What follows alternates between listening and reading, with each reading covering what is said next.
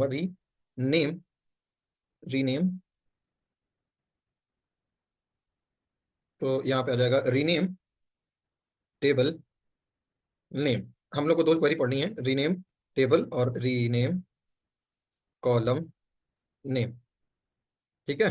तो पहले मैं क्या करूंगा, कॉलम नेम और टेबल नेम है, तो मैं टेबल नेम से स्टार्ट करता हूँ। टेबल नेम के लिए हम लोग देखेंगे सबसे पहले कि एसपी रीनेम। जैसा कि मैंने बता रखा था कि एसपी जो होती है हम लोग की स्टोरेज प्रोसीजर होता है, जो कि बाय डिफॉल्ट हमको प्रोवाइड करती है एसक्यूएल, माइक्रोसॉफ्ट एसक्यूएल हमको प्रोवाइड करती है। तो एसपी रीनेम क्या करेगी, ये दोनों फंक्शन को चलाएगी। जैसे कि ये हमारा एक फंक्शन है, ठीक है, ये हमारा फंक्शन है। अब इस फंक्शन को हमको नेम देना पड़ेगा कि क्या चीज हमको रीनेम करना है। अब जैसे मेरे को टेबल नेम चेंज करना है, ठीक है, तो एम्प्लॉय, ये मैंने इसको नेम प्रोवाइड कर दिया, फिर कॉमा किस में करना है, ठीक है। अब एम्प्लॉय से मैं क्या करना चाहता हूँ, इसको ईएमपी में करना चाहता हूँ, ठीक है।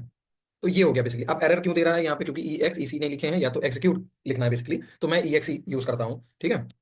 मैंने ये सब चीजें स्टार्टिंग बता चुकी, बार बार नहीं बताऊंगा, फटाफट करते हैं, ठीक है। जैसे मैं एग्जीक्यूट करूंगा इसमें, तो ये लिख के आएगा question changing any part of the object name could be break script और स्टोर प्रोसीजर। कुछ तो मिस हो गया मेरे से, कुछ तो मिस हो गया मेरे से, रुक जाओ। Employ name EMP SP rename, okay, वो तो कॉलम नेम होगा ना। सही तो है, क्या वायलेशन किया मैंने, let me clarify. No item oh ठीक है। अच्छा क्वेश्चन, ओके, वो हो गया था सक्सेसफुली, बट मेरे को लगा कि वो एरर आया है, सॉरी। ठीक है, अब मैं यहाँ पे देखिए एम्प्लॉय नाम की टेबल मुझे नहीं मिल रही है, ठीक है। अब ये बेसिकली इसने किया क्या, मेरी एम्प्लॉय टेबल को नाम जाकर उसने चेंज कर दिया है। तो मैं यहाँ पे कैसे चेक करूंगा, चेक करने के लिए मैं यहाँ से इसको चलाता हूँ एसपी हेल्प, ठीक है, हेल्प चलाऊंगा एम्प्लॉय, ठीक।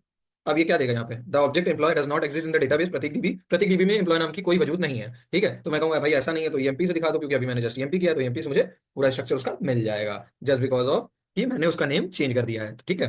तो अब यहाँ पे मुझे ईएमपी से मिल रहा है, बट मैं अभी इसका वैसी वर्षा कर लेता हूँ, जस्ट बिकॉज ऑफ एम्प्लॉय के लिए सही है, या फिर रहने देता हूँ ईएमपी, कोई दिक्कत नहीं, ठीक है।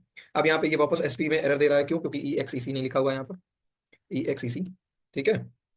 तो इसीलिए मैंने स्टार्टिंग में थोड़ा टाइम दिया था, वीडियोस को थोड़ा एक्सपैंड करके बताया था, बट अब लेकिन यहाँ पर क्या है, सब चीजें आपको पता है, ठीक है, कि ये कि एरर क्यों दे रहा है, क्या दे रहा है। मैंने स्टार्टिंग में एक एक छोटी छोटी डिटेल बताई है, अब मैं इतनी डिटेल बताऊंगा नहीं फिलहाल।